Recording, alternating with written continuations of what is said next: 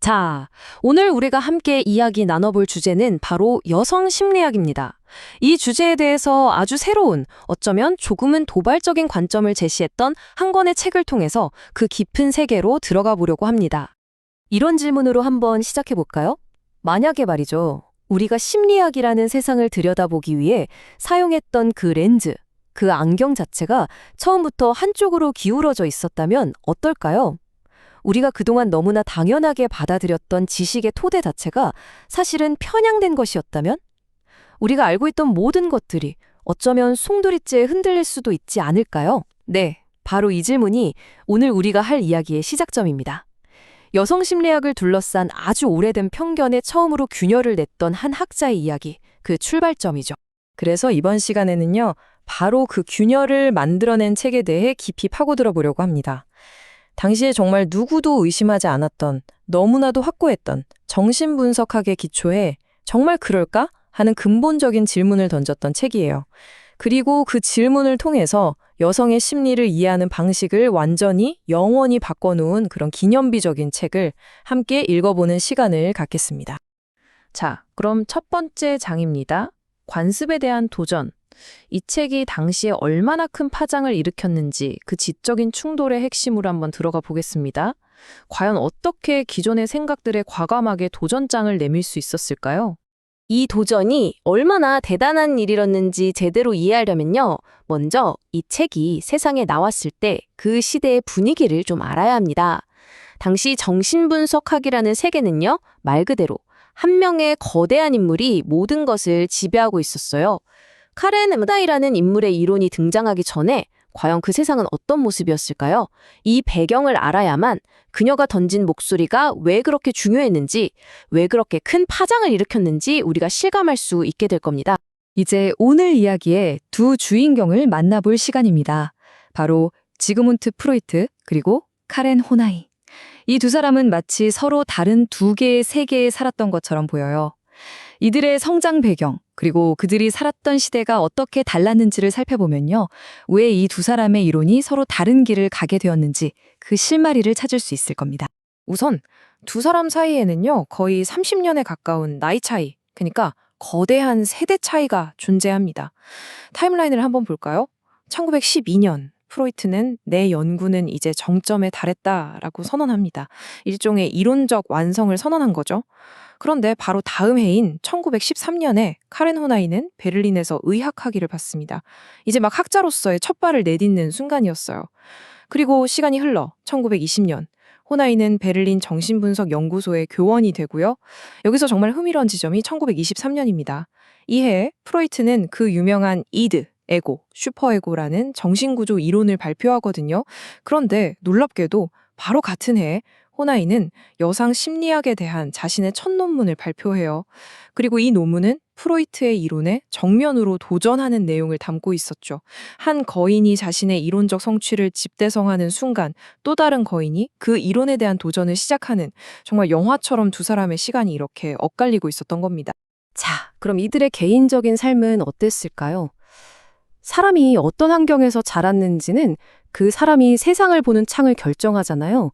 먼저 프로이트를 보면요. 그는 여러 가지 사회적인 제약 속에서 성장했습니다. 당시 오스트리아 헝가리 제국에서는 민족주의가 점점 거세지고 있었는데 이게 독일어를 쓰는 유대인 소수 집단에 대한 적대감으로 이어졌어요. 어린 프로이트는 자기 아버지가 비유대인에게 굴욕을 당하고도 아무런 저항도 못하고 그저 맥없이 체념하는 모습을 보게 됩니다. 이 장면이 그에게는 엄청난 충격으로 남았죠. 무력한 아버지, 파괴된 아버지상.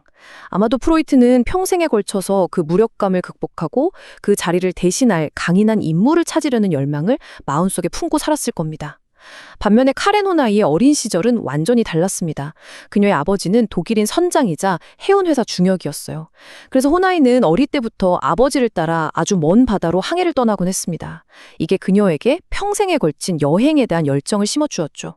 아버지가 배를 타고 나가 자주 집을 비웠기 때문에 오히려 호나이는 굉장히 역동적이고 지적인 어머니와 더 깊은 유대감을 형성할 수 있었습니다. 어머니의 영향 덕분이었을까요? 그녀는 19세기 말 그 시대에는 정말 드문 일이었던 여정 의사 요리사가 되겠다고 결심하게 됩니다. 이렇게나 다른 어린 시절의 경험, 이 경험들이 훗날 두 사람이 만들어내는 이론 속에 어떻게 녹아들어갔을지 우리는 충분히 짐작해 볼 수 있겠죠. 개인적인 삶뿐만 아니라 이들이 활동했던 시대의 과학적인 패러다임 자체도 완전히 달랐습니다. 어쩌면 이게 두 사람의 이론이 서로 다른 길을 가게 된 가장 근본적인 이유일지도 몰라요. 프로이트의 생각이 만들어지던 19세기 과학은요, 딱 이런 느낌이었어요. 고립되고 닫힌 시스템을 연구하는 것.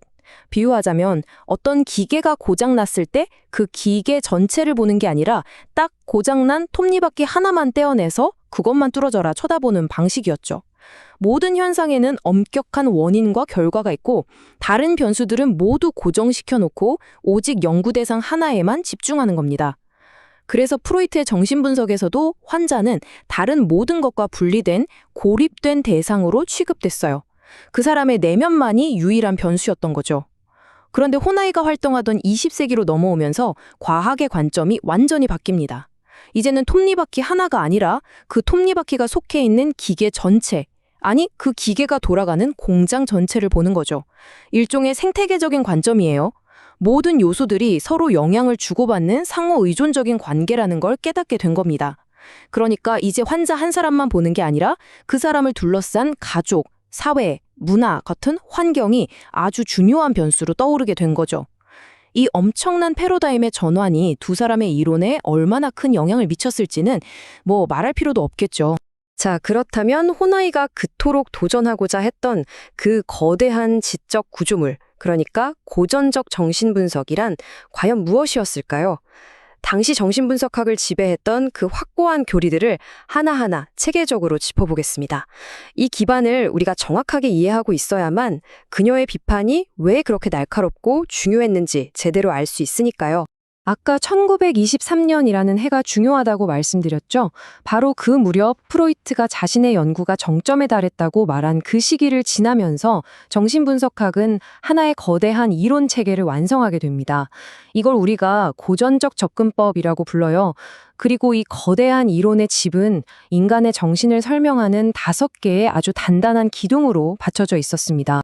그 5개의 기둥은 바로 지형학적 관점, 유전학적 관점, 역동적 관점, 경제적 관점, 그리고 마지막으로 구조적 관점입니다. 이름만 들어서는 조금 어렵게 느껴질 수도 있는데요. 지금부터 하나씩 차근차근 그 의미를 자세하게 풀어보도록 하겠습니다. 첫 번째 기둥은 지형학적 관점입니다.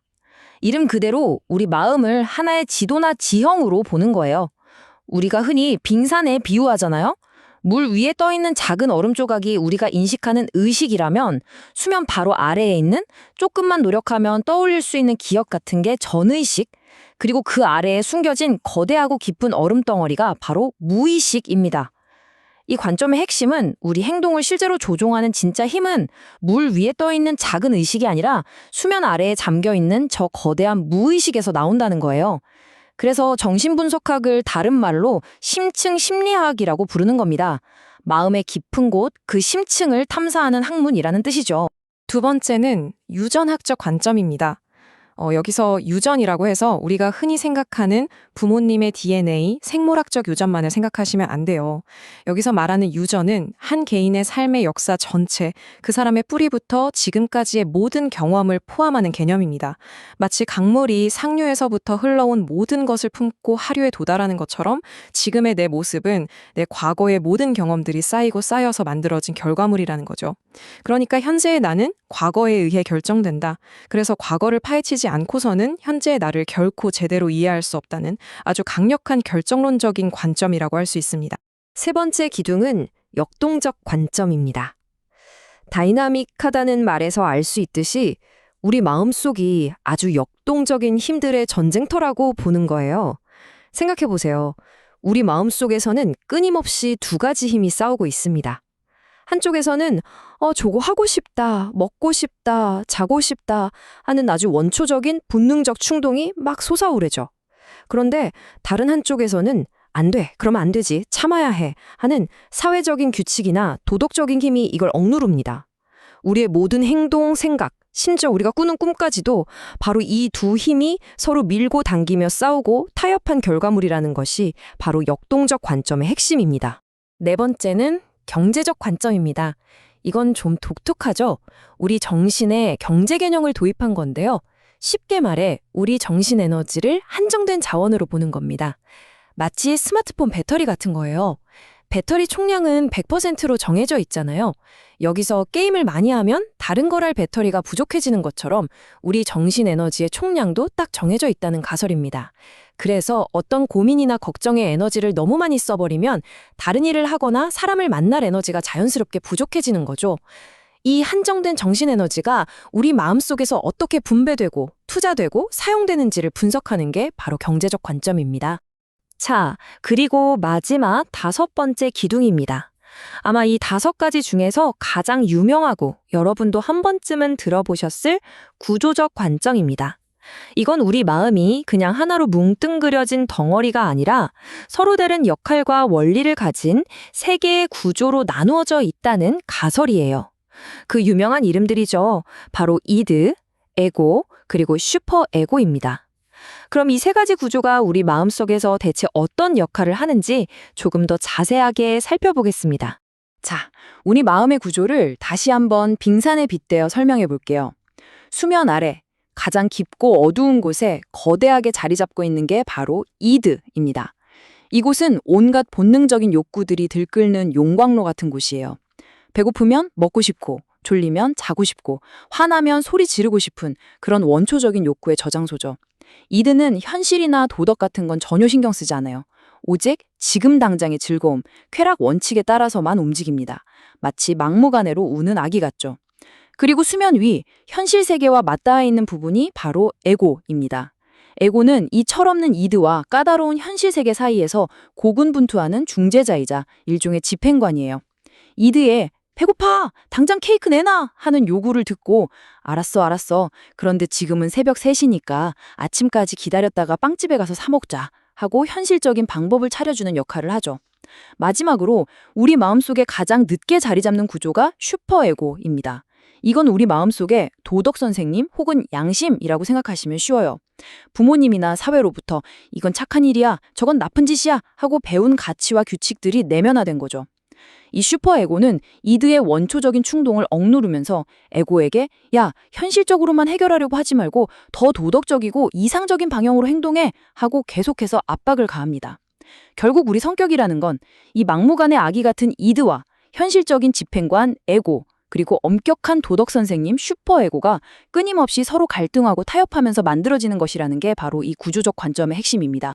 자, 지금까지 살펴본 이 다섯 개의 기둥들, 굉장히 논리적이고 견고해 보이지 않나요?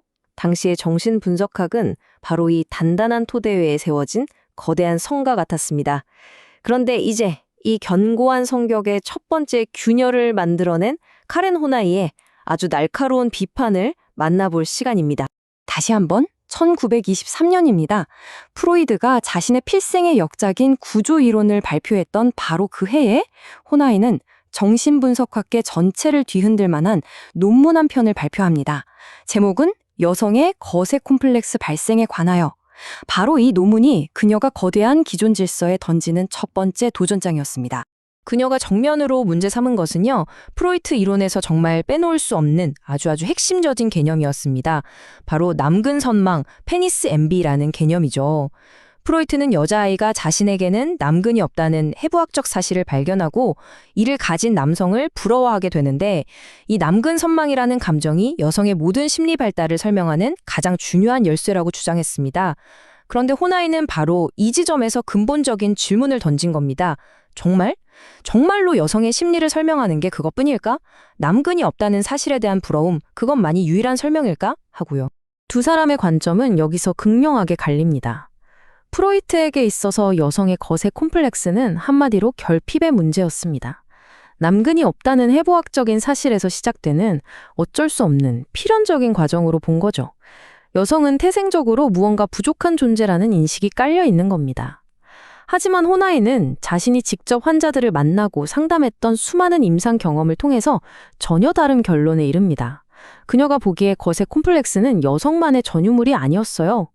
오히려 남성과 여성 모두가 오이디푸스 콤플렉스라는 인간이라면 누구나 겪는 보편적인 발달 과정을 통과하는 과정에서 겪을 수 있는 하나의 장애물이라는 거였죠. 자, 여기서 정말 중요한 관점의 전환이 일어납니다. 문제가 여성이라는 성별이 가진 결핍에서 남녀 모두가 겪는 보편적인 발달 과정의 어려움으로 바뀌게 된 겁니다. 호나이가 던진 이 첫 번째 질문은 잔잔했던 정신분석 학계라는 호수에 던져진 아주 커다란 돌멩이와 같았습니다. 한번 생각해 보세요. 우리가 튼튼하다고 믿었던 건물의 주춧돌 하나에 심각한 균열이 발견됐다면 어떨까요? 우리는 당연히 그 주춧돌 위에 세워진 건물 전체가 과연 안전한지 의심하게 되지 않을까요? 여성 심리를 설명하는 이토록 근본적이고 기초적인 아이디어에 만약 결함이 있다면 우리가 지금까지 절대적인 진리라고 믿어왔던 정신분석학이라는 거대한 건물에 다른 기둥들, 다른 벽들은 과연 온전하다고 말할 수 있을까요? 이 질문이야말로 앞으로 우리가 함께 풀어가야 할 다음 이야기의 시작점이 될 겁니다. 카렌 호나이의 책 여성 심리학에 대해 계속 이야기 나눠보겠습니다. 이 책은 정신분석학계에 정말 큰 파장을 일으킨 저작이죠. 오늘은 카렌 호나이가 프로이트라는 거대한 학문적 권위에서 벗어나서 어떻게 여성의 심리를 이해하는 자신만의 길을 개척했는지 그 첫걸음을 함께 따라가 보려고 합니다. 이건 단순히 프로이트는 틀렸다고 말하는 걸 넘어서 심리학이라는 학문 자체가 더 넓은 시야를 갖도록 만든 아주 대담한 시도였어요. 자, 호나이의 모든 생각은 아주 근본적인 질문 하나에서부터 시작됩니다. 그녀가 살았던 시대의 학문, 특히 인간의 마음을 들여다본다는 그 심리학은 과연 누구의 눈으로 세상을 보고 있었을까 하는 질문이었죠. 그녀가 발견한 건 그 당시의 세계가 온전히 남성적인 관점으로만 짜여 있었다는 사실이었어요. 그리고 그녀의 모든 비판은 바로 그 지점에서 출발합니다. 호나이의 비판은 바로 이 문장 하나에 아주 강력하게 담겨 있습니다. 그러니까 우리가 인간을 이해하고 세상을 보는 그 기준 자체가 남성적이었다는 거죠. 호나이는 이걸 뒷받침하기 위해 언어학에서 아주 흥미로운 예를 하나 가져옵니다. 전 세계 여러 언어들을 보면 인간을 뜻하는 단어가 동시에 남자를 의미하는 경우가 굉장히 많다는 거예요. 호나이는 이게 절대 우연이 아니라고 봤습니다. 우리가 무의식적으로 인간의 표준, 인간의 기본값을 남성으로 생각해 왔다는 아주 강력한 증거라고 주장한 거죠. 바로 이런 관점에서 호나이는 정신분석학이 가진 가장 근본적인 문제를 날카롭게 파고듭니다. 뭐냐면 정신분석학이 보편적인 인간의 심리를 연구했다고 말하지만 사실은 그게 아니었다는 거예요. 실제로는 남성의 심리를 연구해놓고 그 결과를 마치 모든 인간에게 똑같이 적용되는 진리인 것처럼 일반화하는 오류를 저질렀다는 거죠. 그 시대의 다른 과학들이 그랬던 것처럼 정신분석학 역시 아무런 비판적인 생각 없이 인간과 남성을 그냥 같은 것으로 취급해버렸다는 겁니다. 바로 이 지점에서 호나이는 심리학 전체에 아주 본질적인 질문을 던집니다. 인류의 절반이 나머지 절반을 위해서 그리고 그들에게 맞춰서 만들어진 렌즈를 통해 분석될 때 과연 무슨 일이 벌어질까? 이 질문이야말로 그녀가 평생을 바쳐 탐구한 여성 심리학의 진짜 출발점이라고 할 수 있습니다. 그리고 앞으로 우리가 살펴볼 모든 논의를 꿰뚫는 가장 핵심적인 질문이기도 하고요. 그렇다면 호나이는 이렇게 남성 중심적인 관점을 구체적으로 어떻게 파고들었을까요? 그녀가 첫 번째 공격 목표로 삼은 건 프로이트 이론의 거의 심장부라고 할 수 있는 여성의 거세 콤플렉스였습니다. 지금부터 호나이가 이 개념을 얼마나 새롭고 또 섬세하게 다시 해석했는지 그 과정을 한번 들여다보겠습니다. 우선 프로이트의 원래 이론부터 명확하게 짚고 넘어가야겠죠. 프로이트에 따르면 어린 소녀는 어느 날 자신에게 남성의 성기가 없다는 해부학적 차이를 발견하고 큰 충격을 받는다고 해요. 그리고 여기서부터 남근선망, 즉 페니스 엔비가 시작된다는 겁니다. 남성의 성기를 부러워하는 마음이죠. 이 부러움은 결국 나는 이미 거세당했구나 라고 믿는 거세 콤플렉스로 발전하게 되고요. 프로이트는 이 남근선망이야말로 한 여성의 심리 발달 과정 전체를 움직이는 가장 핵심적인 힘이라고 주장했습니다. 호나이는 바로 이 대목에서 의문을 제기합니다. 여기서 정말 중요한 포인트가 있는데요. 그녀는 여성 환자들이 거세 환상을 겪는다는 그 현상 자체를 부정한 게 아니라는 점이에요. 실제로 임상 현장에서 환자들이 그런 환상을 겪는다는 건 그녀도 인정했습니다. 다만 그녀는 그 원인에 대해 질문을 던진 거죠. 그 원인이 정말 프로이트가 말한 것처럼 남근 선망, 딱 하나뿐일까? 호나이가 보기에는 프로이트의 설명이 너무 단순하고 마치 남성이라는 정해진 틀에 여성의 복잡한 경험을 억지로 끼워 맞추는 것처럼 느껴졌던 겁니다. 그래서 호나이는 해부학적인 결핍이라는 단순한 설명 대신 훨씬 더 섬세하고 복잡한 심리적 과정을 제시합니다. 그녀의 이론은 크게 4단계로 볼 수 있어요. 첫째, 모든 건 소녀가 아버지에게 아주 강렬한 애착을 느끼는 오이디푸스 컴플렉스에서 시작됩니다. 아버지를 나 혼자 독차지하고 싶은 그런 강한 마음이죠. 둘째, 이 애착은 아버지를 닮고 싶어하는 동일시로 이어집니다. 이건 그냥 아버지를 사랑하는 걸 넘어서 무의식적으로 아버지처럼 되고 싶어하는 마음이에요. 아버지가 가진 힘, 세상을 대하는 방식, 그 모든 걸 자기 것으로 만들고 싶어하는 과정이죠. 셋째, 이 동일시는 환상 속에서 아버지의 모든 것을 갖고 싶다는 욕망으로 커집니다. 여기서 말하는 아버지의 모든 것이란 단순히 신체적인 것만이 아니에요. 그가 가진 권위, 힘, 그리고 사회적으로 인정받는 그의 남성성까지 다 포함하는 개념입니다. 마지막으로 바로 이 지점에서 거세 환상이 나타난다는 겁니다. 아버지의 남성성을 완전히 소유하려는 환상이 현실에서는 이루어질 수 없잖아요. 이 좌절감, 이 깊은 상실감이 바로 거세라는 상징적인 형태로 표현된다는 거예요. 그러니까 호나이에게 거세 환상은 단순한 신체 부위에 대한 부러움이 아니라 사랑과 관대, 그리고 욕망이 얽힌 아주 복잡한 심리적 드라마의 결과물인 셈이죠. 호나이 이론의 정말 중요한 핵심은 바로 이 동일시라는 개념에 있습니다. 그녀는 자신과 다른 성별의 부모와 스스로를 동일시하는 이 심리적인 과정이 단지 여성에게만 일어나는 특별한 일이 아니라고 봤어요. 이건 남녀 모두에게서 일어날 수 있는 아주 보편적인 현상이라는 거죠. 더 나아가서 이 동일시라는 과정이 거세 콤플렉스뿐만 아니라 동성애적인 경향에 나타나는 공통된 출발점일 수도 있다고까지 주장합니다. 한 사람의 성 정체성이나 심리적인 갈등이 단순히 해부학적 구조에서 결정되는 게 아니라 관계 속에서 얼마나 복잡하게 형성되는지를 보여주는 대목이죠. 이건 그야말로 심리학의 패러다임을 바꾼 혁명적인 생각이었습니다. 논의의 중심이 타고난 생물학적 차이에서 살아오면서 겪는 심리적 경험으로 또 신체 구조에서 가족 안에서의 관계로 완전히 옮겨간 거니까요. 이걸 통해 호나이린 여성을 더 이상 남성의 불완전한 복제품으로 보는 관점에서 벗어날 수 있는 길을 열었습니다. 여성만의 고유한 심리를 있는 그대로 존중하고 이해할 수 있는 완전히 새로운 문을 연 셈이죠. 하지만 호나이는 기존의 이론을 재해석하는 데서 멈추지 않았습니다. 여기서 한 걸음 더 나아가서 고전 정신분석학이 거의 못 본 척 애써 외면하고 있었던 어떤 거대한 그림자를 수면 위로 끄집어냈습니다. 그녀가 보기에 프로이트 이론에는 아주 거대한 맹점이 있었습니다. 바로 남성의 무의식 속에서 인류의 문화와 신화, 그리고 모든 남녀 관계를 아주 은밀하게 조종해온, 하지만 지금까지 누구도 제대로 들여다보지 않았던 거대한 힘이 있다는 걸 발견한 거죠. 그리고 마침내 호나이가 밝혀낸 그 거대한 맹점은 바로 이 한 문장으로 요약됩니다. 남성은 여성을 두려워한다. 네, 남성의 무의식, 가장 깊은 곳에 자리 잡고 있는 여성에 대한 원초적인 공포심, 바로 그것이었습니다. 그럼 여기서 말하는 여성에 대한 공포란 게 정확히 뭘까요?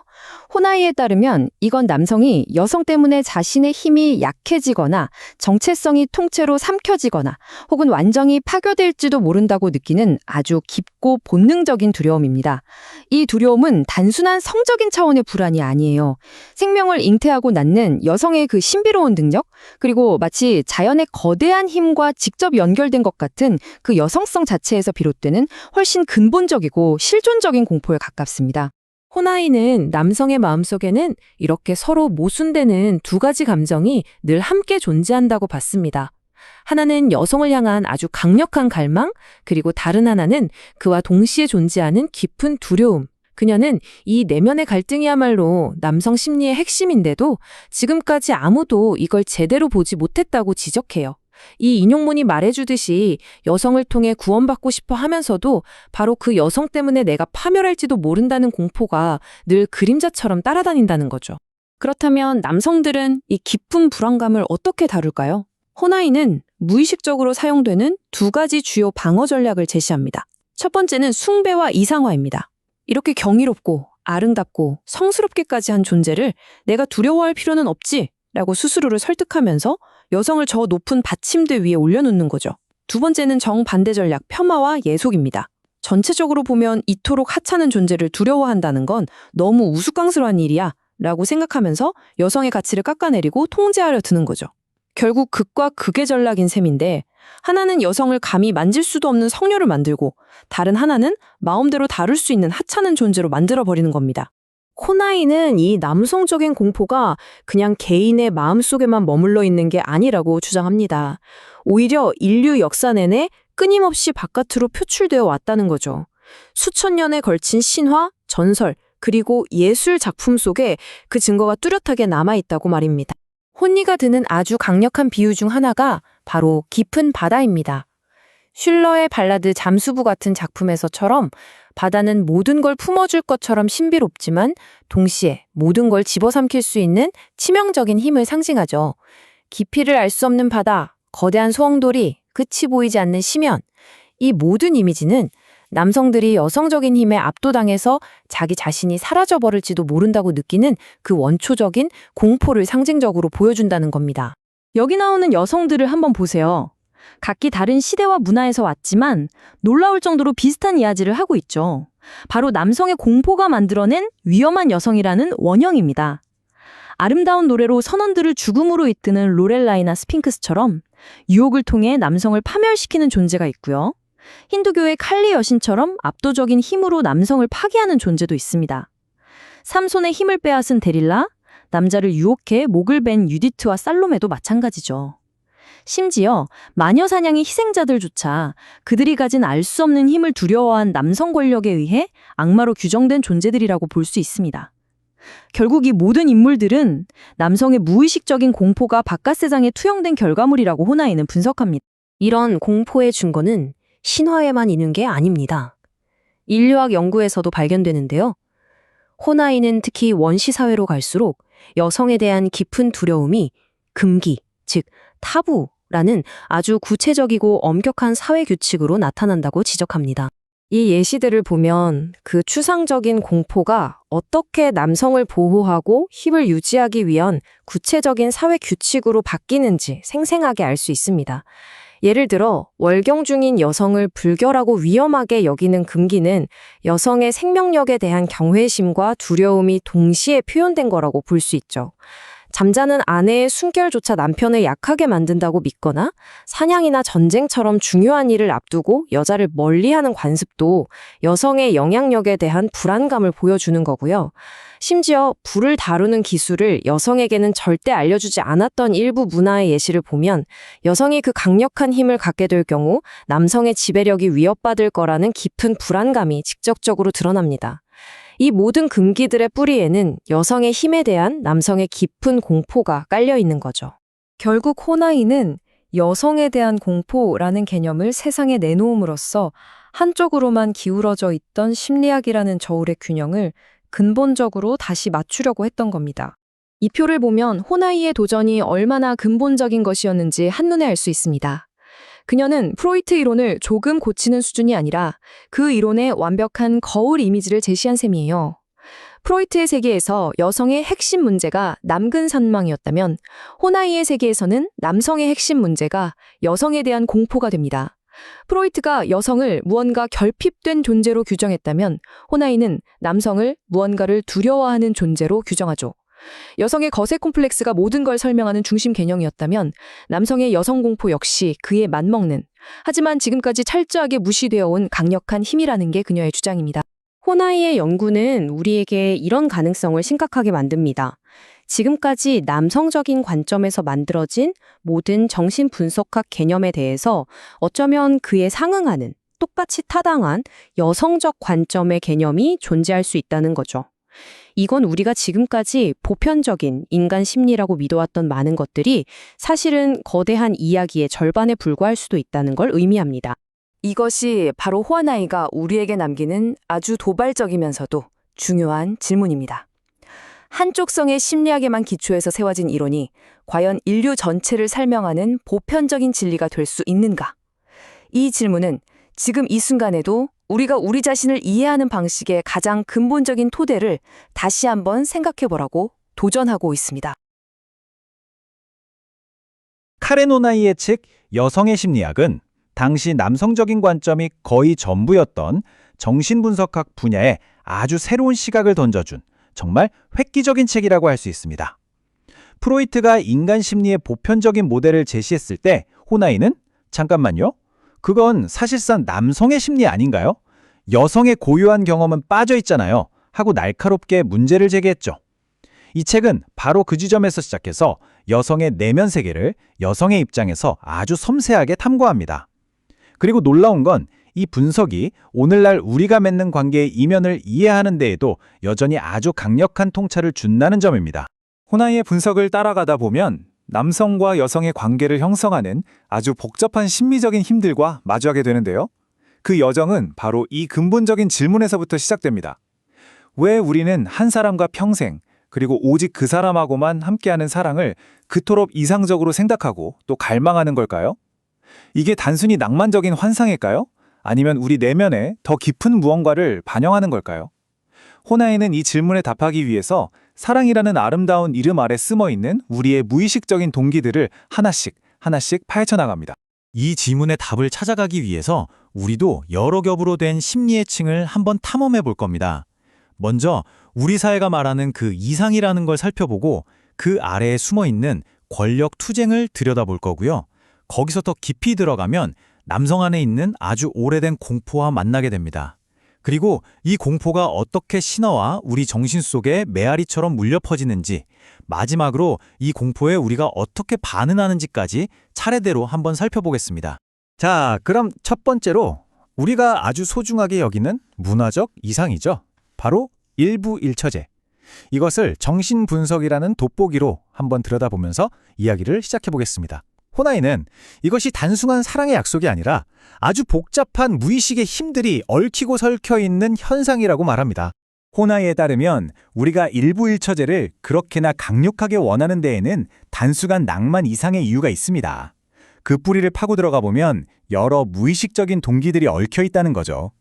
예를 들면 채워지지 않았던 어린 시절의 결핍을 채우려는 욕구라던가 상대를 온전히 내 것으로 만들고 싶어하는 소유욕, 그리고 남성이 여성을 소유물처럼 여겼던 가부장체 사회의 오랜 유산 같은 것들이요.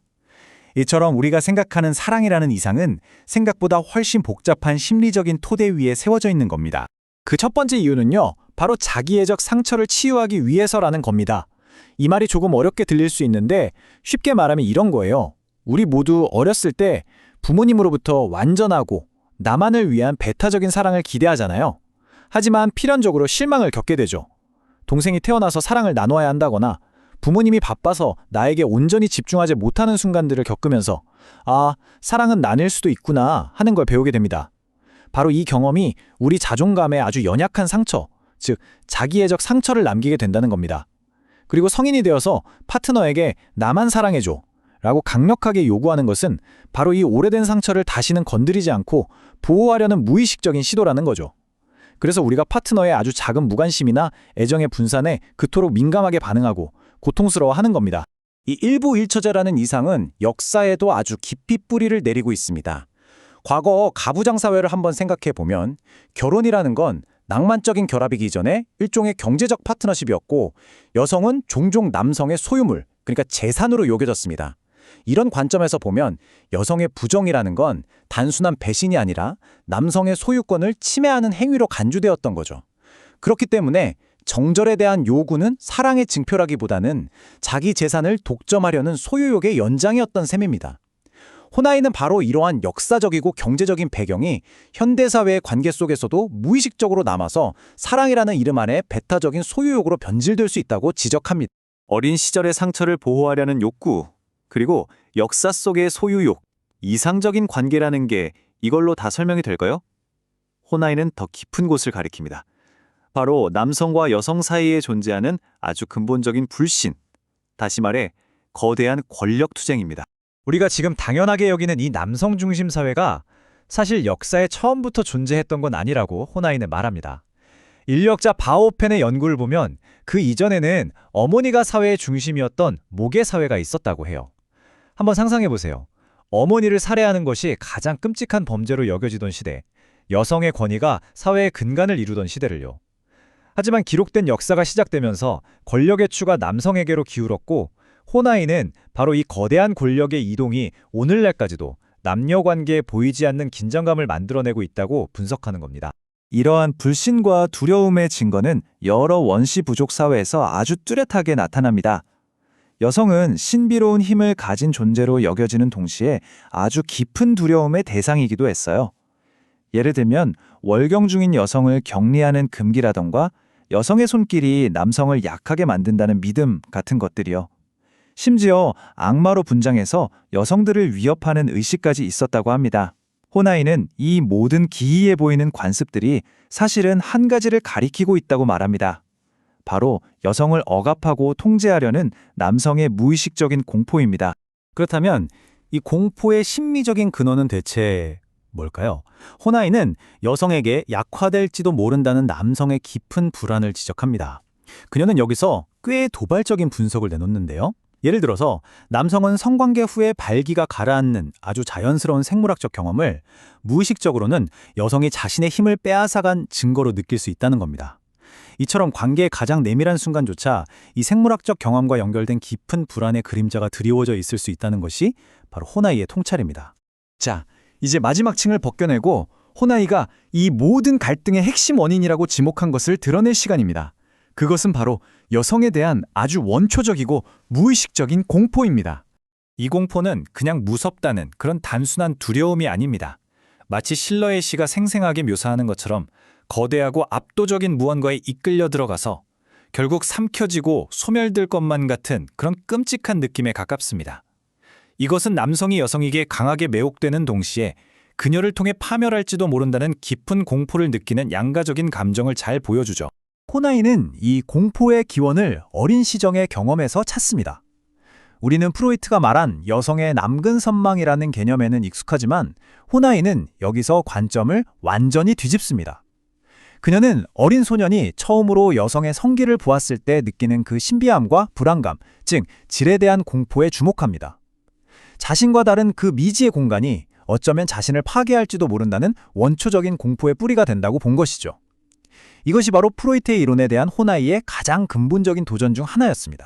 이렇게나 뿌리 깊은 공포는 의식적으로 인정하기가 어렵기 때문에 보통 바깥으로 투사되어서 우리 문화 곳곳에서 그 표현을 찾게 됩니다.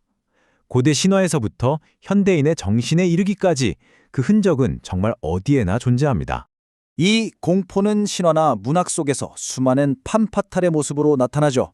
노래로 선원들을 유혹해서 죽음에 이르게 하는 세이렌, 수수께끼를 풀지 못하면 파멸시키는 스핑크스, 천하장사 삼손의 힘을 앗아간 데렐라, 그리고 남자의 목을 베는 유디트까지.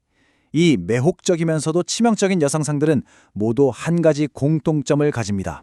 바로 남성을 유혹하고 무력하게 만들고 결국 파괴하는 존재라는 것이죠. 호나이는 이 인물들이 전부 남성의 무의식적인 공포가 문화적으로 투사된 상징이라고 보았습니다. 그런데 이 공포가 단지 오래된 신화 속에만 갇혀 있는 게 아닙니다. 우리의 꿈속에서 여전히 살아 숨쉬고 있어요. 갑자기 자동차가 구덩이에 빠지는 꿈이라던가 배가 소용돌이에 휘말리는 꿈은 신화 속에서 영웅을 삼키는 심연과 정확히 같은 상징입니다. 어둡고 기이한 지하실에 대한 꿈 역시 마찬가지죠. 호나이는 심지어 임상에서 관찰되는 아이들의 질에 대한 공포가 희생자를 삼키는 괴물에 대한 원초적인 두려움의 현대적인 버전이라고까지 말합니다.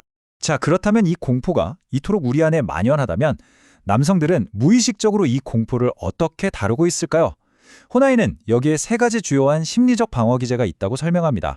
이 깊은 불안에 대처하기 위해서 남성의 무의식은 크게 세 가지 전략을 사용합니다. 첫 번째는 여성을 숭배의 대상으로 만들어서 공포를 잠재우는 것이고, 두 번째는 정반대로 여성을 폄하해서 위협 자체를 하찮게 만들어버리는 겁니다. 그리고 마지막 세 번째는 자신보다 열등하다고 생각하는 여성을 찾아서 관계를 맺음으로써 자신의 자존감을 보호하려는 시도입니다. 하나씩 자세히 살펴보겠습니다. 첫 번째 방법은 숭배입니다. 이건 두려운 대상을 아주 순수하고 숭배할 가치가 있는 존재로 변모시켜서 공포를 가리는 방식이에요. 예를 들어 성모 마리아 숭배처럼 여성을 이상화하고 신성시함으로써 그녀의 위협적인 측면을 제거하고 안전한 대상으로 만드는 거죠. 그 기저에는 이렇게 훌륭하고 아름다운 존재를 내가 두려워할 리가 없잖아 라는 자기 합리화가 깔려 있는 겁니다. 두 번째 전략은 폄하입니다. 이건 아마 가장 흔하게 볼 수 있는 방어 기제일 텐데요. 여성을 깎아내리고 하찮게 만들어서 공포의 원천 자체를 아주 사소한 것으로 만들어 버리는 거죠. 저렇게 별 볼 일 없는 존재를 내가 두려워할 리가 없지 라는 생각으로 자신의 불안을 덮고 오히려 거기서 우월감을 느끼려고 하는 심리입니다. 그리고 세 번째, 아마도 문화적으로 가장 좋지 않은 결과를 낳는 방법은 바로 비하입니다. 이건 남성이 의식적이든 무의식적이든 자신이 우월하다고 느끼는 파트너를 선택하는 경향을 말하는데요.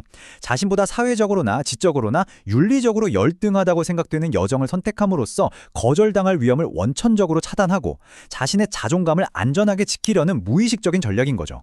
당연히 이런 관계에서는 진정한 평등이나 상호 존중이 이루어지기 어렵습니다. 호나이의 분석은 비록 그녀가 살았던 시대의 정신분석학적 사고에 뿌리를 두고 있지만 오늘날 우리가 관계를 맺는 데 있어서 여전히 존재할지도 모르는 어떤 숨겨진 장벽에 대해 아주 깊은 질문을 던집니다. 우리가 의식하지 못하는 아주 오래된 공포와 권력투쟁이 지금 이 순간에도 우리의 진정한 연결을 가로막고 있는 것은 아닐까요? 이 질문에 대한 답을 찾는 것은 결국 우리 각자의 몫으로 남는 것 같습니다. 정신분석학자 카렌 호나이의 책 여성 심리를 통해 우리는 사랑이라는 감정의 가장 깊고 어두운 이면을 함께 들여다볼까 합니다. 우리 삶에서 가장 강력하고 또 아름다운 힘으로 여겨지는 이 사랑이 때로는 어떻게 우리 자신을 올가매는 파괴적인 힘으로 변질될 수 있는지 그 복잡한 마음에 관한 이야기입니다. 사랑은 살인의 한 수단이다. 호나이의 한 환자가 남긴 이 충격적인 한마디는 우리가 흔히 낭만적으로만 생각하는 사랑의 표면 아래에 얼마나 강렬하고 또 파괴적인 힘이 숨어 있을 수 있는지를 암시합니다. 이 복잡한 심리를 이해하기 위해서 우리는 오늘 몇 가지 단계를 차근차근 밟아나가 보려고 해요. 먼저, 왜 어떤 사람들에게는 사랑이 삶의 유일한 목표가 되어버리는지 살펴볼 거고요. 그 뿌리가 사실은 아주 어린 시절의 경쟁 경험에 있다는 것을 추적해 볼 겁니다. 그리고 나서 이것이 어떻게 끊임없이 자신의 가치를 증명하려는 욕구로 이어지는지, 또 그 참을 수 없는 불안에서 벗어나기 위해 어떤 성격적인 탈출구를 찾게 되는지 알아볼 거예요. 그리고 마지막으로 우리가 사랑이라고 믿는 이 감정이 과연 진정한 사랑인지 아니면 단지 사랑에 대한 절박한 욕구일 뿐인지 구별해보는 시간을 갖겠습니다. 자, 그럼 첫 번째로 우리가 마주할 문제는 바로 사랑에 대한 과대평가라는 개념입니다. 이건 말 그대로 연애나 결혼이 인생의 다른 모든 가치를 압도해버리는 단 하나의 지상과제가 되어버리는 그런 현상을 말하는 거죠. 호나이에 따르면 사회적인 전통은 오랫동안 여성의 관심을 주로 감정적인 관계, 즉 사랑의 영역에 한정시켜 왔습니다.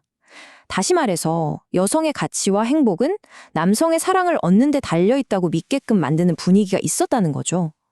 생각해보면 남성에게 사랑은 여러 자존감의 원천 중 하나일 수 있지만 어떤 여성에게는 다른 분야에서 치열하게 경쟁하고 성취해야 하는 그런 불안과 수고를 덜어주는 유일한 안식처처럼 여겨지기도 합니다.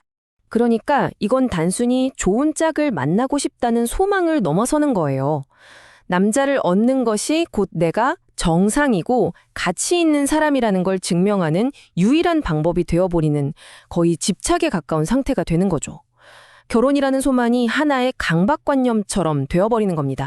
이런 경우엔 삶의 다른 모든 중요한 가치들, 예를 들면 일이나 개인적인 성장, 야망 같은 것들이 저울의 한쪽으로 완전히 밀려나 버려요. 그리고 오직 사랑만이 반대편에서 모든 무게를 차지하게 되는 거죠. 호나이는 실제 상담 과정에서도 환자들이 다른 어떤 문제보다도 남성과의 관계를 가장 중요하고 시급한 문제로 여기는 경향을 뚜렷하게 발견했다고 합니다. 그렇다면 이토록 사랑의 인정을 받으려는 강렬한 욕구는 대체 어디에서 오는 걸까요? 호나이는 그 답이 아주 이른 유년기의 고통스러운 전투에 있다고 말합니다. 이 모든 것은 아주 어린 시절의 경험에서 시작된다고 해요. 예를 들어 아버지가 유독 언니를 더 예뻐한다거나 오빠가 누나에게 더 다정한 모습을 보면서 어린 소녀는 사랑을 얻기 위한 경쟁에서 자신이 패배했다고 느끼는 거죠.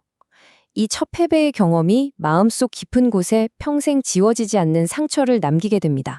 실제로 호나이가 이 문제를 가진 환자 13명을 분석해 봤더니 정말 흥미로운, 어쩌면 좀 씁쓸한 공통점이 발견됐어요. 무려 7명에게서 말이죠. 바로 아버지나 오빠에게 명백하게 더 사랑받는 언니나 누나가 있었다는 점입니다. 그 이유야 다양했댔죠. 더 예뻐서, 성격이 더 좋아서, 더 여성스러워서. 하지만 결과는 같았습니다. 바로 편애였죠. 어린 시절에 겪은 이 패배감은 평생에 걸쳐 자신의 가치와 매력에 대한 고질적인 의심을 낳습니다. 나는 뭔가 근본적으로 잘못됐어. 나는 사랑받을 자격이 없는 사람인가 봐. 와 같은 핵심적인 믿음이 마음속 깊이 자리 잡게 되는 거죠. 환자들은 스스로 그 이유를 찾으려고 해요. 내가 충분히 매력적이지 않아서 혹은 여성스럽지 않아서 그렇다고 설명하곤 하는 거죠. 이렇게 깊이 뿌리 박힌 불안감은 결국 유일하게 중요해 보이는 영역, 즉 남성을 유혹하는 것을 통해서 자신의 가치를 증명하려는 강박적인 욕구로 이어지게 됩니다. 이 깊은 불안감에 대처하기 위해서 여성들은 무의식적으로 몇 가지 방어 전략을 사용하게 됩니다. 첫째는 남성이 되려는 소망이에요. 여성으로서 자신은 가치가 없다고 믿고 자신의 여성성 자체를 거부하는 거죠. 둘째는 광적인 추구입니다. 끊임없이 남성의 관심을 끌어서 자신이 정상이라는 걸 증명하려고 애쓰는 거예요. 그리고 마지막은 돈 후아니즘인데 이건 한 사람에게 정착하지 못하고 계속해서 새로운 상대를 찾아다니면서 결코 만족하지 못하는 상태에 이르는 것을 말합니다. 실제로 한 환자는 이런 말을 남겼다고 해요. 남자가 되는 것이 훨씬 나았을 텐데. 이 말은 방금 말씀드린 방어 기제 중 첫 번째, 즉 남성이 되었으면 더 나았을 텐데 하는 심리를 정말 극명하게 보여주죠. 여성으로서의 나는 아무것도 아니다라는 깊은 자기 거부에서 비롯된 생각입니다. 설령 수많은 남성들을 유혹하는 데 성공하더라도 그 성공은 속이 텅 빈 것처럼 공허하게 느껴질 수밖에 없어요. 왜 그럴까요? 이 추구의 진짜 목표는 진정한 관계 맺기가 아니라 자신의 불안감을 잠재우는 자기 보호에 있기 때문입니다. 결국 근본적인 부적절함은 조금도 치유되지 않죠. 심지어 성공하더라도 그가 날 선택한 건 단지 주변에 다른 여자가 없었기 때문일 거야. 와 같은 생각을 하면서 스스로 그 성공의 가치를 깎아내리기도 합니다. 코나이는 이 상태를 독일 신화 속 영웅 지그프리트에 비유하는데요. 지그프리트가 용의 피로 목욕해서 누구도 자신을 해칠 수 없는 무적의 몸이 되려고 했던 것처럼 이들 역시 감정적으로 누구에게도 의존하지 않음으로써 상처받지 않는 무적의 상태가 되려고 합니다. 즉 누군가에게 감정적으로 의존하게 될까봐 극도를 두려워하는 거예요. 그리고 이 두려움이 결국 진정한 관계를 맺지 못하게 만드는 자기 파괴적인 행동으로 이어지게 됩니다. 모든 창의적이고 생산적인 에너지가 오직 남자를 얻는다는 단 하나의 목표로만 집중되니까 삶의 다른 중요한 분야에서의 야망은 시들어버릴 수밖에 없겠죠. 이런 경우 일은 단지 돈을 벌기 위한 수단일 뿐 어떤 진정한 흥미나 성취감을 느끼지 못하게 됩니다. 호나이는 이러한 내면의 갈등이 어린 시절에 시작되지만 격동의 시기인 청소년기에 이르러 뚜렷한 성격 변화로 구체화된다고 관찰했습니다. 사춘기가 되면 어린 시절부터 억눌려 왔던 여성성과 경쟁심에 대한 불안이 수면 위로 확 떠오릅니다. 이성에 대한 욕망은 강해지지만 그만큼 거절당하거나 상처받을 것에 대한 두려움도 함께 커지죠. 이 격동의 시기를 어떻게든 견뎌내기 위해서 이들은 이전과는 전혀 다른 방식으로 자신을 보호하려는 새로운 성격적 특징들을 만들어내게 됩니다. 호나이는 이 불안에서 벗어나기 위한 4가지 주요한 길 혹은 탈출구를 제시합니다. 첫째, 성취자 유형은 사랑이 아닌 일이나 학업에 과도하게 집착하면서 자신의 가치를 증명하려고 해요. 둘째, 의존자 유형은 오직 남상에게 사랑받고 인정받는 것을 통해서만 안도감을 찾으려고 합니다. 셋째, 분리자 유형은 아예 감정적으로 거리를 두고 나는 상관없어 라는 태도로 일관하며 상처를 피하죠. 마지막으로 동성애자 유형은 다른 여성에 대한 깊은 적대감을 오히려 사랑이라는 감정으로 과잉 보상하려는 경향을 보인다고 합니다. 이 4가지 길은 모두 같은 불안에서 비롯된 서로 다른 해결책, 어쩌면 가짜 해결책인 셈이죠. 방금 말씀드린 네 가지 유형 중에서 분리자 유형의 좌우명은 바로 이것입니다. 감정적으로 얽매이지만 않으면 상처받지 않을 거야. 이들은 두려움을 피하기 위해서 자신의 감정을 억누르는 방법을 택하지만 그 대가로 삶의 활력과 에너지를 잃게 됩니다. 어쩌면 불안으로부터 자신을 지키는 가장 효과적인 방법일지는 몰라도 그 대가는 너무나 커 보입니다.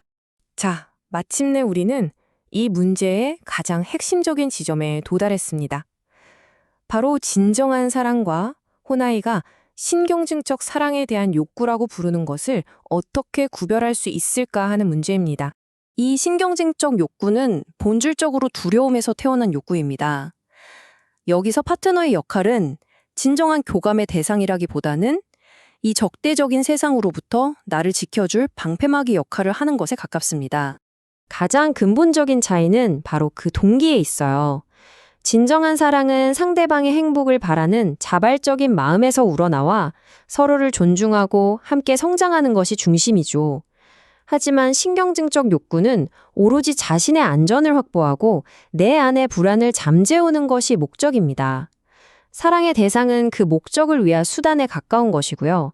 그렇기 때문에 상대방의 자율성을 존중하기보다는 끊임없이 안심시켜주기를 요구하고 잠깐의 거리나 거절도 견디지 못하는 특성을 보입니다. 이 간단하지만 강력한 문장은 신경증적 사랑의 본질을 그대로 꿰뚫고 있습니다. 이건 일종의 거래나 계약 같은 거예요. 당신이 나를 사랑한다면 절대로 나를 해치지 않을 것이고 나를 보호해줘야만 해.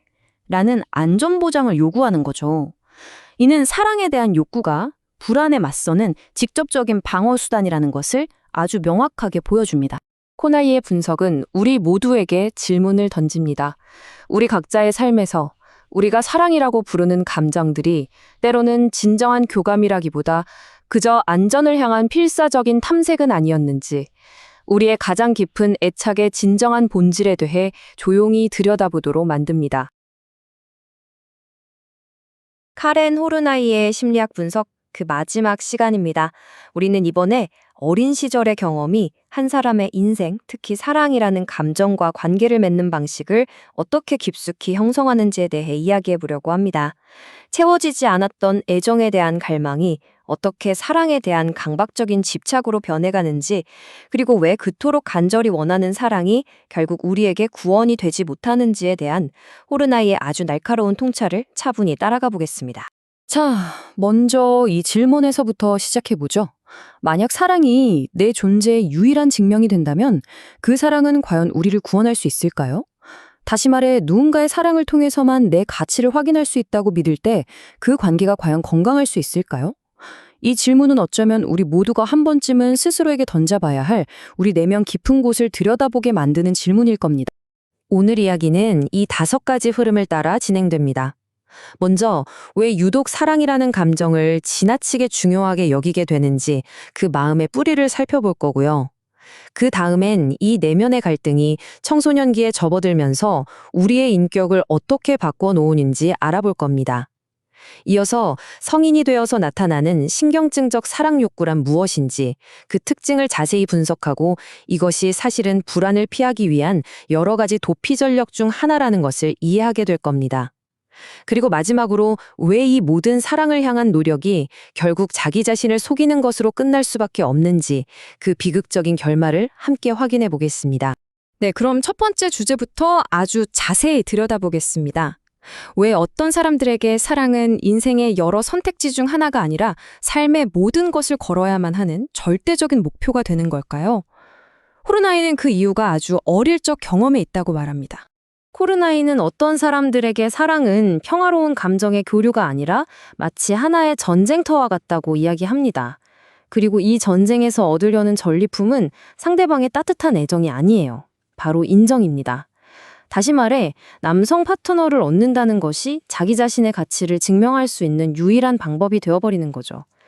이들에게 사랑은 더불어 행복해지기 위한 과정이 아니라 나의 존재 가치를 걸고 반드시 이겨야만 하는 치열한 생존 경쟁이 되는 겁니다.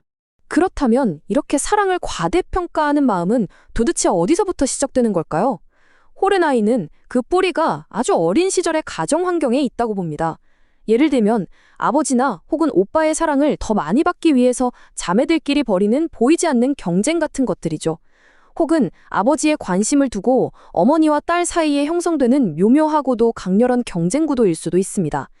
여기에 더해서 여자의 가장 큰 가치는 좋은 남자를 만나 사랑받는 것에 있다라고 여기는 사회적, 문화적 압박에 더해지면서 이 경쟁 심리는 무의식 깊은 곳에 아주 단단하게 자리 잡게 되는 겁니다. 실제로 호르나이의 연구 결과를 보면 이 점이 아주 명확하게 드러납니다. 그녀가 분석했던 여성 13명 중 무려 7명에게는 아버지가 누가 봐도 명백하게 더 예뻐하는 언니가 있었다고 해요. 이렇게 어린 시절에 겪은 애정 경쟁에서의 패배의 경험은 아주 깊은 상처로 남게 됩니다. 그리고 이 상처는 성인이 되어서 나는 충분히 사랑받을 가치가 있는 사람이야 라는 것을 어떻게든 증명하기 위해 과거에 졌던 그 경쟁에서 이번에야말로 반드시 이기려는 강박적인 욕구로 나타나는 것이죠. 호르나이가 상담했던 한 환자가 내뱉은 이 말은 정말 충격적이죠. 사랑은 살인의 수단이다. 이 한 문장은 그들의 무의식에 자리 잡은 진짜 목표가 무엇인지를 아주 적나라하게 보여줍니다. 그들이 정말로 원하는 것은 상대방과의 진정한 정서적 연결이 아닙니다. 경쟁자를 굴복시키고 남자를 내 것으로 확보하고 그럼으로써 경쟁 자체를 파괴해버리는 것. 바로 그것을 통해 자신의 존재 가치를 확인받고 싶어 하는 겁니다. 사랑이라는 아름다운 이름 아래 행해지는 이 모든 행위의 본질은 사실상 경쟁자를 심리적으로 살해하고 승리를 쟁취하려는 것에 가깝습니다. 그래서 이런 경향을 보이는 사람들은 종종 다른 여성들이 이미 원하고 있거나 심지어 연인 관계에 있는 남자를 쟁취하는 것을 목표로 삼게 됩니다. 이건 그 남자 자체가 특별히 매력적이어서라기보다는 쟁취하는 행위 그 자체가 더 중요하기 때문입니다. 왜냐하면 다른 여성이 간절히 원하는 남자를 빼앗는 것은 마치 어린 시절에 겪었던 경쟁에서의 패배를 시간을 거슬러 올라가 승리로 바꾸는 것과 같은 그런 짜릿한 심리적 만족감을 주기 때문이죠. 결국 과거의 패배감을 보상하려는 무의식적인 시도인 셈입니다. 자, 이제 다음 단계로 넘어가 보겠습니다. 이렇게 유년기에 깊숙이 뿌리 내린 갈등들이 인생에서 가장 중요한 시기 중 하나인 청소년기에 접어들면서 어떻게 한 사람의 인격을 적극적으로 재구성하기 시작하는지 그 과정을 한번 살펴보겠습니다.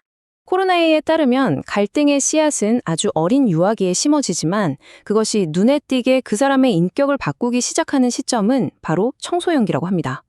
신체적으로는 2차 성징이 나타나고 정신적으로는 성적 정체성이 발달하면서 그동안 억압되어 있던 불안감과 경쟁심이 더 이상 숨겨지지 않고 수면 위로 떠오르는 거죠. 그리고 이 시기에 이 불안을 다루기 위해 선택한 방식들이 점차 구체적인 행동 패턴으로 굳어지기 시작하는 겁니다. 이 감당하기 힘든 불안감에 맞서기 위해서 청소년기의 인격은 주로 4가지의 각기 다른 적응 경로를 택하게 됩니다. 첫째는 남성의 인정에 과도하게 집착하는 겁니다. 이성에게 인기를 얻는 것을 통해 자신의 불안을 잠재우려고 하는 거죠. 둘째는 정반대로 일이나 공부 같은 다른 활동에 대한 의욕을 완전히 잃어버리는 겁니다.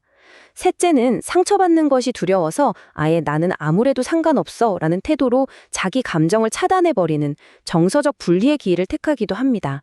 마지막으로 다른 여성 경쟁자에 대한 극심한 적대감을 오히려 동성애에 대한 사랑으로 전환시켜서 과잉 보상하는 동성애적 경향으로 나타나기도 합니다. 겉보기에는 전혀 달라 보이는 이 4가지 길은 사실 모두 불안이라는 똑같은 뿌리에서 뻗어나온 살아남기 위한 생존 전략인 셈입니다. 여기서 정말로 중요한 점은 이 4가지 경로가 각각 다른 종류의 심리적 질병이 아니라는 겁니다. 이것들은 모두 감당할 수 없는 수준의 불안이라는 동일한 근본적인 문제를 해결하기 위한 각기 다른 방식의 해결책일 뿐입니다. 어떤 소녀는 남성의 인정을 통해 불안을 잠재우려 하고 또 다른 소녀는 아예 감정의 문을 닫아버림으로써 고통을 피하려고 하는 것이죠. 표현 방식은 다르지만 그 밑바탕에는 생존을 위한 절박함이 깔려 있다는 점에서 모두 똑같습니다. 이 해결책들 중에서 가장 협파적이면서도 동시에 가장 큰 대가를 치러야 하는 것이 바로 이 정서적 분리입니다. 말 그대로 자신의 감정적인 삶을 의도적으로 위축시켜서 외부의 자극으로부터 자신을 보호하는 단단한 막을 만드는 거예요. 이렇게 하면 더 이상 상처받지는 않을 수 있겠죠. 하지만 그 대가로 삶의 생생한 활기와 자발성을 모두 잃게 됩니다. 마치 인생이라는 연극의 주인공이 아니라 멀찍이 떨어져서 무대를 지켜보는 관객이 되어버리는 것과 같습니다. 자, 이제 청소년기에 만들어진 이런 임시 방편적인 대처 전략들이 성인기에 이르러서는 어떻게 하나의 단단한 패턴으로 굳어지는지 살펴보겠습니다. 호르나이는 이것을 사랑에 대한 신경증적 욕구라고 불렀습니다. 이것이 바로 호르나이가 말하는 사랑에 대한 신경적 욕구의 핵심입니다. 겉으로 보기에는 사랑을 갈구하는 것처럼 보이지만 그 본질은 자신의 내면에 있는 깊은 불안과 우울감을 막기 위한 유일한 방어 수단에 불과하다는 겁니다. 이 욕구는 파트너에게 끊임없이 그리고 강박적으로 애정과 헌신을 요구하게 만듭니다. 하지만 이것은 진심으로 사랑을 주고받기 위함이 아니라 오직 자신의 심리적 안전을 지키기 위한 필사적인 몸부림인 것이죠. 여기 표를 보시면 진정한 사랑과 신경증적인 사랑 욕구가 얼마나 다른지 명확하게 알 수 있습니다. 진정한 사랑은 상대방이라는 한 사람에 대한 진실한 감정에서 시작되고 서로의 성장을 돕습니다. 반면에 신경증적 욕구는 오로지 나의 안정과 안도감을 얻고 싶다는 필요에서 출발하며 오히려 개인의 성장을 가로막습니다. 특히 진정한 사랑은 때로는 건강한 거리감을 유지하고 의견 차이를 받아들일 수 있지만 신경증적 욕구는 아주 작은 거절, 심지어 거절이라고 상상하는 것만으로도 극심한 적대감과 절망을 느끼게 됩니다. 그래서 상대방이 어떤 사람인지는 사실 크게 중요하지 않게 돼요. 그저 내 곁에 머물면서 나의 이 불안감을 막아줄 존재이기만 하면 되는 겁니다. 실제로 호르나이의 환자들의 했던 이 말은 이 신경증적 욕구가 막아내려고 하는 그 공포의 크기가 얼마나 엄청난지를 생생하게 보여줍니다. 이것은 단순히 외롭다거나 허전하다는 감정을 넘어서는 존재 자체가 흔들리는 듯한 심오한 심리적 고통에 맞서는 방패인노입니다. 그들에게 사랑하는 사람의 부재는 곧 나의 존재를 위협하는 실존적인 위기와도 같은 의미를 갖는 것이죠. 이 사랑에 대한 신경증적 욕구를 좀 더 깊이 이해하기 위해서는 잠시 한 걸음 물러나서 더 넓은 틀 안에서 이것을 바라볼 필요가 있습니다. 사실 이 욕구는 인간이 자신의 근본적인 불안에 대처하기 위해 사용하는 여러 보편적인 전략들 중 하나에 불과하거든요. 호르나이는 우리가 불안으로부터 안전함을 느끼기 위해서 주로 4가지 전략을 사용한다고 말합니다. 첫 번째가 바로 애정을 구하는 겁니다. 당신이 나를 사랑한다면 나를 해치지는 않겠지? 라는 믿음에 기반한 전략이죠. 우리가 지금까지 이야기한 신경증적 사랑 욕구가 바로 여기에 해당됩니다. 두 번째는 복종입니다. 내가 언제나 순순히 따르고 저항하지 않으면 아무도 나를 다치게 하지 않을 거야 라고 믿는 거죠. 세 번째는 권력을 추구하는 겁니다. 내가 더 강하고 더 성공하면 누구도 감히 나를 해칠 수 없을 거야 라는 생각입니다. 그리고 마지막 4번째는 회피입니다. 애초에 사람들과 거리를 두고 엮이지 않으면 나는 안전할 수 있어 라고 생각하며 스스로를 고립시키는 거죠. 이처럼 사랑에 대한 강박적인 욕구는 이 4가지 보편적인 생존 전력 중 하나일 뿐이라는 겁니다. 여기서 우리가 깨달아야 할 핵심은 바로 이것입니다. 겉으로 보기에는 사랑 문제처럼 보이지만 그 본질을 깊이 들여다보면 사실은 두려움의 문제라는 거죠. 사랑을 간절히 갈구하는 것처럼 보이지만 실제로는 자기 내면에 있는 거대하고 감당할 수 없는 불안으로부터 필사적으로 도망치고 있는 겁니다. 자, 이제 마지막 장입니다. 그렇다면 왜 그토록 깊은 피로와 절박함에서 비롯된 이 강박적인 사랑의 추구는 결국 실패할 수밖에 없는 걸까요? 그리고 그 과정이 어떻게 한 사람을 깊은 자기 기만의 늪으로 빠뜨리는지 탐구해 보겠습니다. 이것이 바로 호르나이가 묘사하는 이 상황의 중심적인 비극입니다. 일종의 이중적인 자기 기만에 빠져 있는 거죠. 첫째는 나는 오직 사랑을 통해서만 행복해질 수 있다는 굳은 믿음입니다. 그리고 둘째는 정작 자기 자신의 심리 구조 때문에 그토록 간절히 추구하는 바로 그 사랑을 할 능력이 없다는 냉혹한 현실입니다. 행복해지기 위해 사랑이 반드시 필요하다고 믿지만 역설적으로 자신은 사랑을 할 수 없는 존재라는 이 슬픈 모순. 이것이 바로 그들을 끝없는 실패의 순환 속에 가두는 덫입니다. 이 사랑을 향한 추구가 실패하는 이유는 명확합니다. 사랑에 대한 욕구를 만들어냈던 바로 그 심미적인 문제들이 역설적이게도 사랑을 찾을 모든 기회를 파괴해버리기 때문입니다. 누군가에게 의존하게 될까봐 두려워서 오히려 상대를 통제하고 지배하려 들고 또다시 상처받을까봐 두려워서 결코 자신의 진심을 내어주지 못합니다. 그리고 파트너의 아주 사소한 말이나 행동에도 과거의 패배감에서 비롯된 억눌린 분노가 터져나와 관계를 망가뜨리죠. 결국 사랑을 찾는데 인생의 모든 에너지를 쏟아부은 나머지 일이나 취미, 재능 같은 삶의 다른 중요한 부분들은 모두 황폐해지고 결국에는 텅 비어버린 공허한 삶만 남게 되는 겁니다. 호르나이의 분석은 우리에게 마지막으로 이 도발적인 질문을 남깁니다. 우리 자신의 관계와 그 동기를 아주 깊이 들여다보도록 격려하면서 말이죠. 지금 당신의 마음을 움직이는 것은 무엇인가요? 지금 내가 이 관계를 붙들고 있는 힘은 진정한 애정인가요? 아니면 혼자가 되는 것에 대한 깊은 불안인가요?